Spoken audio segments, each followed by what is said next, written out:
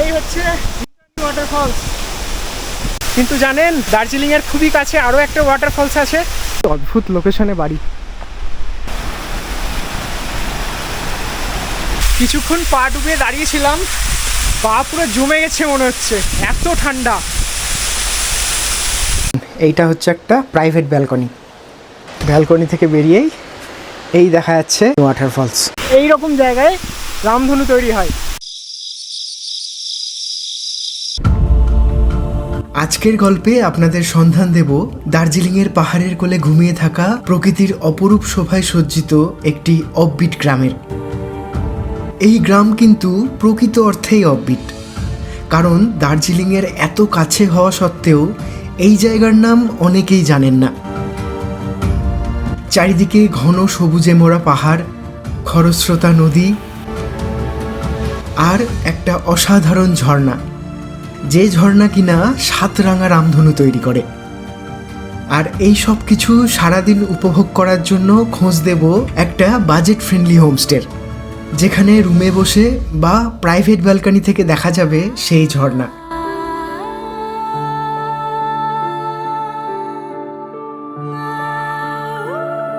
আর রকমারি খাওয়া দাওয়া তো থাকছেই। চলুন তবে শুরু করি আজকের গল্প। তার আগে আমি অম্লান, সাথে Debarati. Welcome to travelling hours.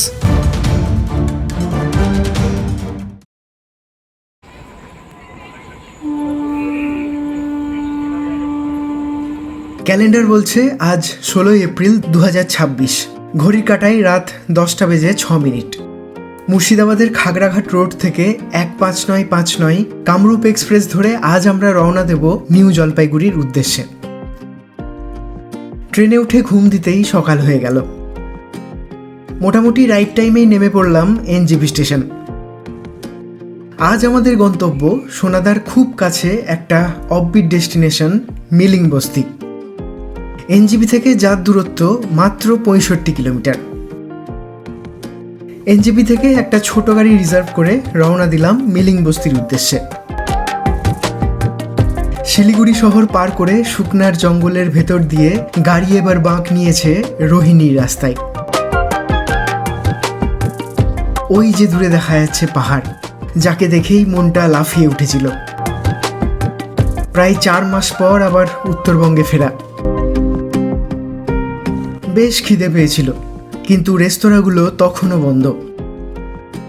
আকাশের কালো মেঘ দেখে মনে হচ্ছে এবার হয়তো বৃষ্টি নামবে। কিছুক্ষণ পর সেই বিখ্যাত টাওয়ার দেখতে পেলাম। বুঝলাম এবার আমরা প্রবেশ করতে চলেছি the land of white orchid, Kurseong.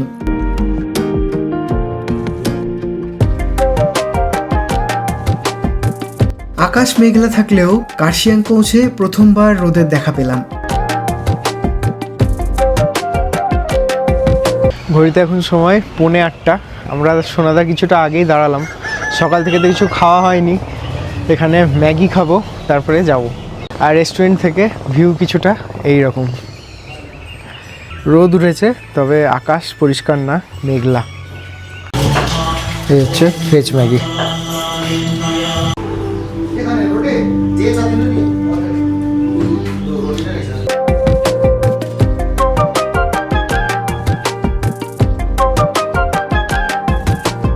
আমরা সোনাদা পৌঁছে গেছি।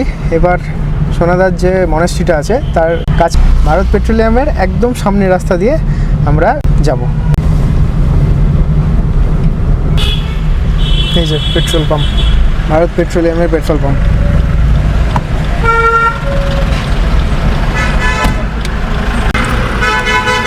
এই পেট্রোল পাম্প একদম গায়ে লাগা গলি নিচের দিকে নেমে যাচ্ছে। এখান থেকে মোটামুটি 3 থেকে 3.5 কিলোমিটার গেলেই মিলিং বস্তি।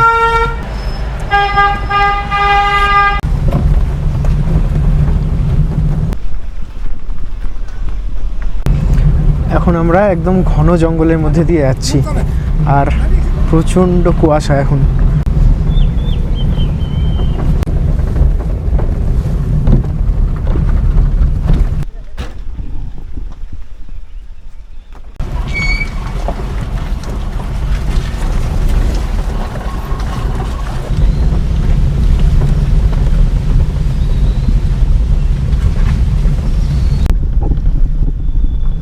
আজকে রাস্তা না ক্যাসকেডিন মিলিং বস্তি। ঘর তো আপনাদের দেখাবই, কিন্তু তার আগে হোমস্টেতে এসে যেটা পেলাম সেটা হলো গরম গরম জিলাপি। এখানকার যে দাদা আছে, শিশির দাদা, সে এই আশপাশে কোনো একটা দোকান আছে, সেখানে বললো গরম গরম ভাসছিল, তাই নিয়ে এলাম।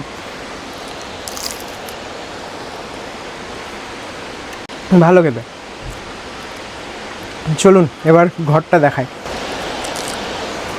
ফার্স্ট ফ্লোরে উঠে এসে এটা হচ্ছে একটা কমন স্পেস। ওপরে দুটো রুম আছে, এদিকে একটা, এইদিকে একটা।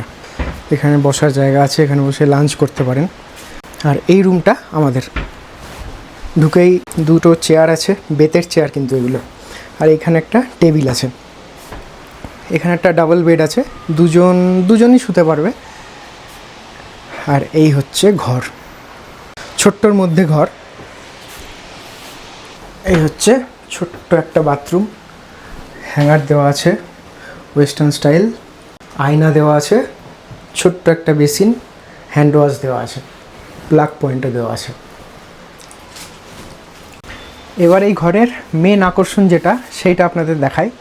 ঘর থেকে এতদিন কাঞ্চনজঙ্ঘা দেখেছেন, সানরাইজ সানসেট সব দেখেছেন, এবার কিন্তু অন্যরকম একটা জিনিস দেখাবো। দেখুন, এইটা হচ্ছে একটা প্রাইভেট ব্যালকনি। ব্যালকনি থেকে বেরিয়েই এই দেখা যাচ্ছে ইন্দ্রাণী ওয়াটারফলস।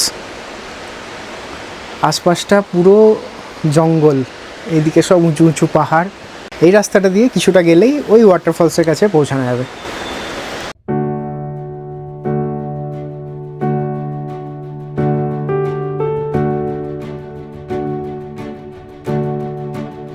ঘড়িতে এখন সময় 12:30। আমরা যাচ্ছি ইন্দ্রাণী ওয়াটারফলসের দিকে। গামছা নিয়েছি আপাতত, ভেবেছি স্নান করব। জানি না কতটা কাছে পৌঁছাতে পারবো ওয়াটারফলসের। আর যাওয়ার রাস্তাটা এই রকম, ডান দিকে পাহাড় আর এদিকে ঢাল, দুদিকেই ঘন জঙ্গল। এই দেখুন ওয়াটারফলস দেখা যাচ্ছে এদিক থেকে। এই দিক থেকে আরও একটা স্ট্রিম নেমে আসছে।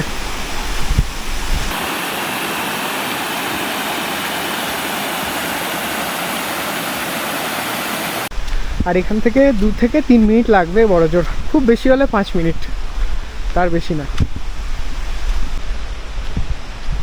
ওয়েদার এই মুহূর্তে বেশ ফগি, আকাশ একদমই পরিষ্কার নাই। আর জঙ্গলের মাঝে মাঝে বাড়ি দেখা যাচ্ছে, দেখুন কি অদ্ভুত লোকেশনে বাড়ি। এইখানে একটা, তার উপরে একটা।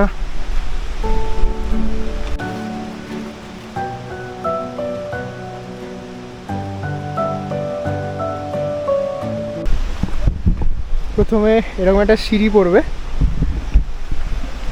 এই সিঁড়িটা গিয়ে শেষ হবে ওই বাঁশের সাঁকোটার কাছে। এই ছোট্ট একটা বাঁশের ব্রিজ আছে এখানে, এই ব্রিজটা পার হতে হবে।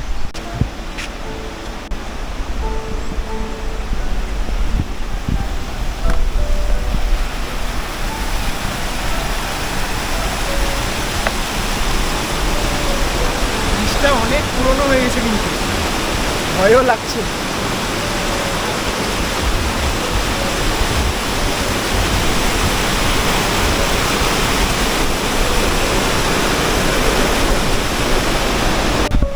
ওই বাসের সাঁকোটা পেরোতে হবে, দিয়ে এইরকম রাস্তা।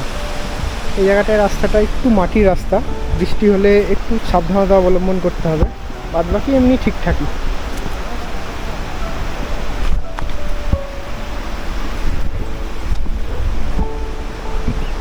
হালকা হালকা বৃষ্টিও পড়তে শুরু করেছে।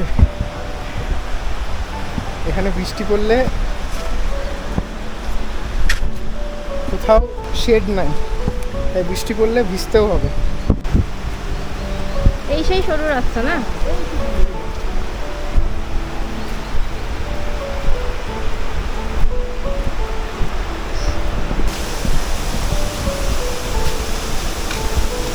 এই হচ্ছে ইন্দ্রাণী ওয়াটারফলস।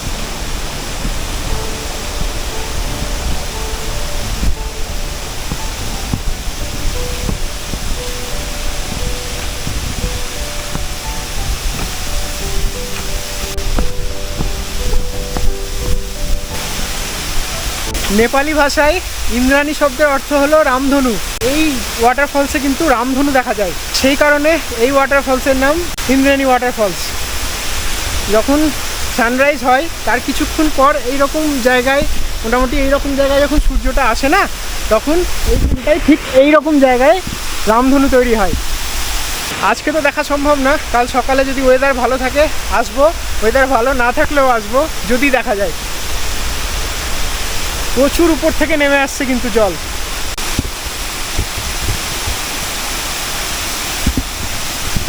কোলাখামের ছাঙ্গে ওয়াটারফলসও দেখেছেন, কিন্তু জানেন দার্জিলিংয়ের খুবই কাছে আরও একটা ওয়াটারফলস আছে, এই সেই ইন্দ্রাণী ওয়াটারফলস।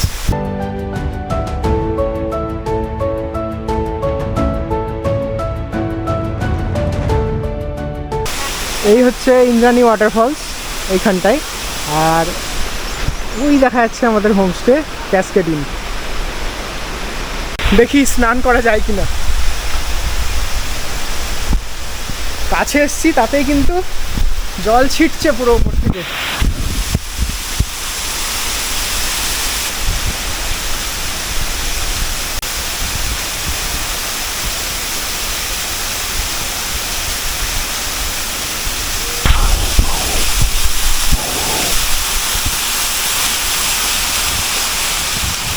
প্রচণ্ড ঠান্ডা জল।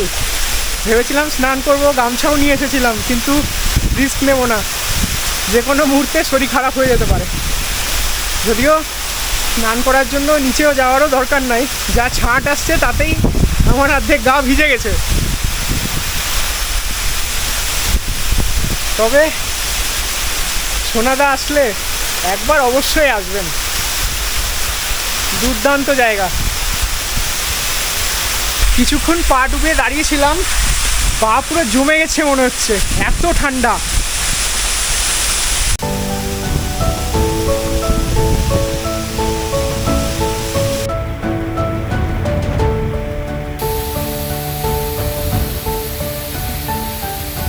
হয়ে গেল আজকের মতো ওয়াটারফলস দর্শন।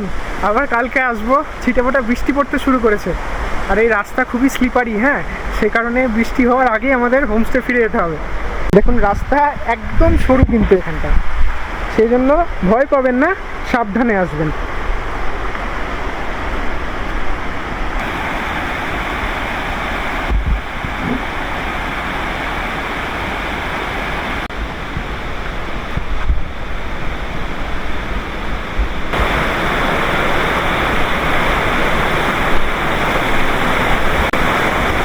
জলের ফোর্স দেখেছেন, বিভৎস ফোর্স।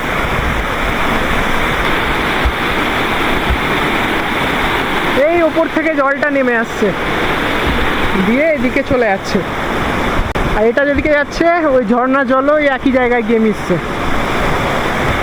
আর এই সিঁড়ি দিয়ে আবার আমরা হোমস্টের দিকে ফিরে যাবো।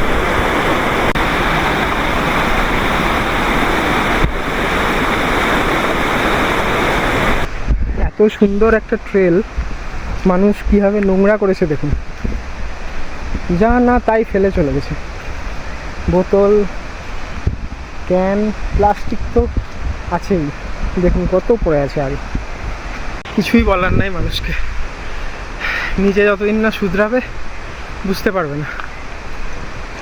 এত সুন্দর জায়গায় এসে প্লিজ প্লিজ নোংরা করবেন না। যেখানে বাঘের ভয় সেখানেই সন্ধ্যা হয়, জোক আটকে গেছি পায়ে।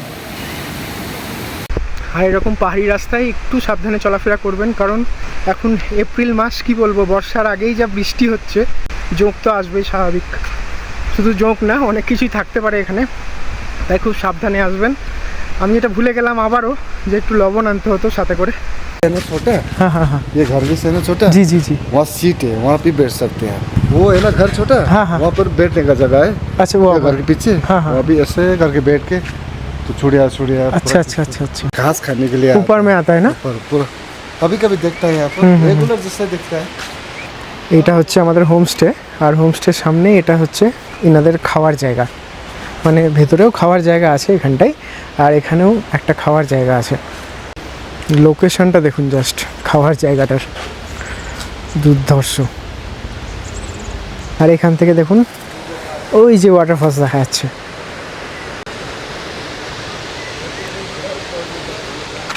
ফার্স্ট ফ্লোরে ঘর আছে, সেকেন্ড ফ্লোরেও ঘর আছে। আমাদের রুমটা নিয়েছি সেকেন্ড ফ্লোরে।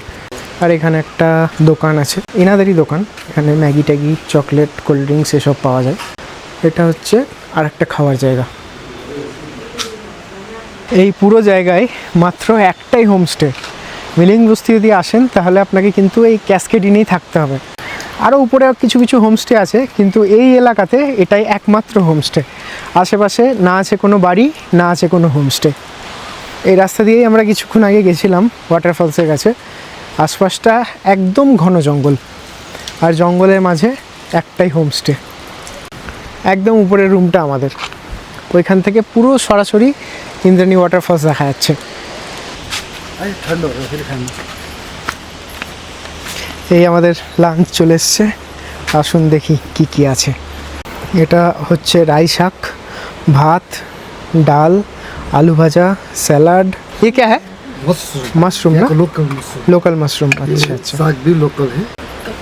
আচ্ছা, পাঁপড়ও চলে এসছে। একটার পর একটা চলেই আসছে। দিয়ে গেল বাটার, এটা বাড়িতেই তৈরি করে।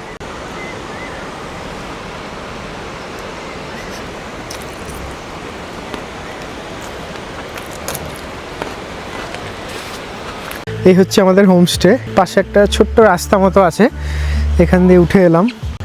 এইখানে বসে বলছে ওই রকম জায়গায় হরিণ আসবে। সকাল সকাল আসে, তাই আমাদের বললো একটু ঘুম থেকে তাড়াতাড়ি উঠবেন। ওই রকম জায়গায় হরিণ আসে ঘাস খাওয়ার জন্য। এটাও এই হোমস্টেরই জায়গা। এদিকে অ্যাভোকাডো গাছ আছে, আর এই নিচে এই যে গাছগুলো দেখছেন, এগুলো সব কমলা লেবুর গাছ। যদি শীতকালে আসেন তাহলে কিন্তু কমলা লেবু দেখতে পাবেন পুরো। লোকেশনটা এত দুর্দান্ত না, মানে যেদিক থেকেই দেখছি সব দিক থেকে ভাল লাগছে। আর দেখুন এখানে কিন্তু গ্রিন টি এর গাছ, এগুলো থেকে গ্রিন টি তৈরি হয়। এই বলছে ওপরের দুটো পাতা, এটা না, এগুলো তো তুলে ফেলেছে, দাঁড়ান দেখাচ্ছি। এই যে ওপরের দুটো পাতা খুব দামি, তাই বলছে এটা আমি তুলে কিন্তু ফেলবো না, দাদাকে দিয়ে দেবো এখন। ব্যালকনিটা আমার এত পছন্দ হয়েছে না, কি বলবো। মনে হচ্ছে সারাক্ষণ এখানেই বসে থাকি আর দূরে এই ঝর্ণা দেখি। অনবরত একইভাবে জল পড়ে চলে যাচ্ছে। ঘড়িতে এখন সময় 5:55, এখনও অন্ধকার হয়নি, তাই ভাবলাম একটু ঘুরে বেড়াই। অনেক পাখি ডাকছে, দেখি কাউকে ক্যাপচার করতে পারি কিনা। আর জায়গাটা এমন না, আশেপাশে হোমস্টেটা ছাড়া একটা বাড়ি নাই। যে গাড়িতে আমরা এলাম তার কাছ থেকে শুনছিলাম এখানে ভাল্লুক, লেপার্ড, বন্য শুয়োর, আরও কত কি আছে। তাই বেড়াতে তো একটু ভয় লাগছে একা একা। চলুন, তাও বেশি দূর যাব না, কাছাকাছিই থাকবো। আর এরিয়াটা পুরো জঙ্গল এরিয়া, তো প্রচুর পাখি, মানে কি বলবো আপনাকে, সারা দিন পাখির কিচিমিচি শুনতে পাবেন এখানে আসলে।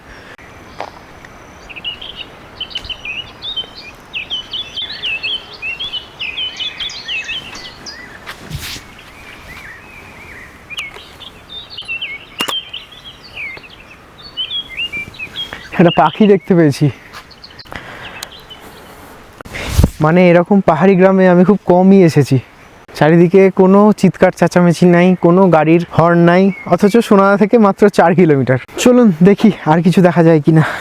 এখন কিছুটা উপরে উঠে এসেছি, আমাদের হোমস্টে আর ইন্দ্রাণী জলপ্রপাত একসাথে দেখা যাচ্ছে। কি দুর্দান্ত সিন।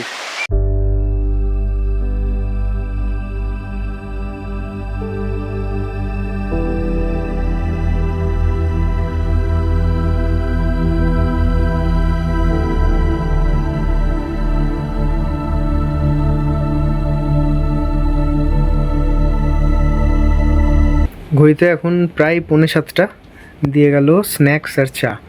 স্ন্যাক্সে আছে পেঁয়াজি।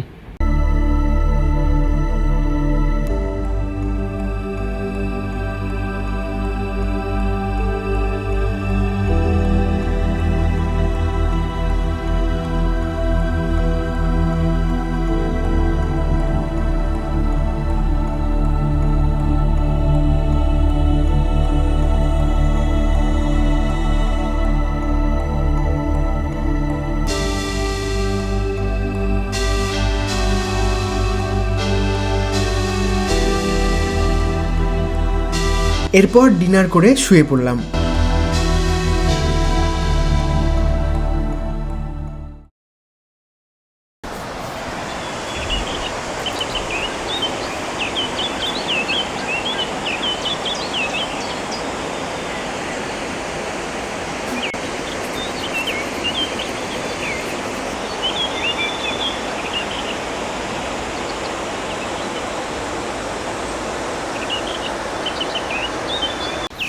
হোমস্টের ওই পেছনটাই এসেছিলাম। এখন বলেছিল যে এখানে হরিণ আসে, আমাদের আসতে একটু দেরি হয়ে গেল, এখন প্রায় 6টা বেজে গেছে, আরও সকালে আসতে হতো। এই রকম জায়গায় হরিণগুলো আসে, এই যে বেড়া দেওয়া আছে এর পেছন দিকটায়।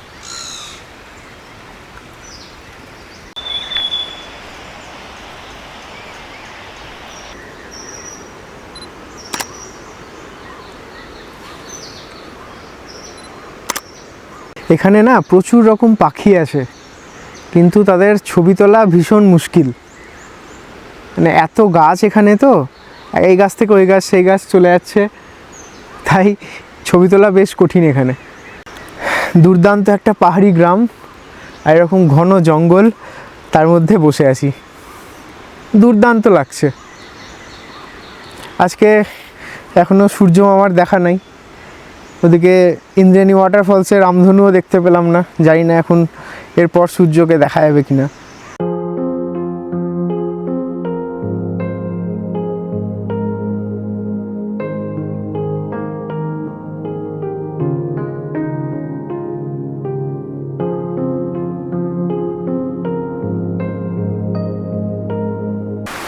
হালকা একটু রোদ উঠেছে, তাই ভাবলাম একবার দেখে আসি যদি একটু রামধনু দেখা যায়।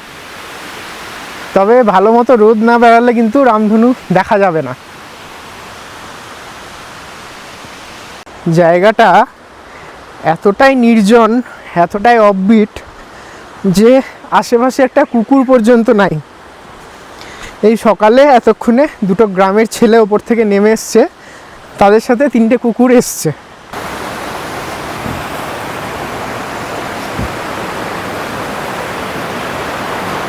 রোদ উঠেছে একটু হলেও, এবার রোদ উঠেছে। চলুন দেখা যাক, আমরা প্রায় চলে এসেছি ওয়াটারফলসের কাছে, আর একটু।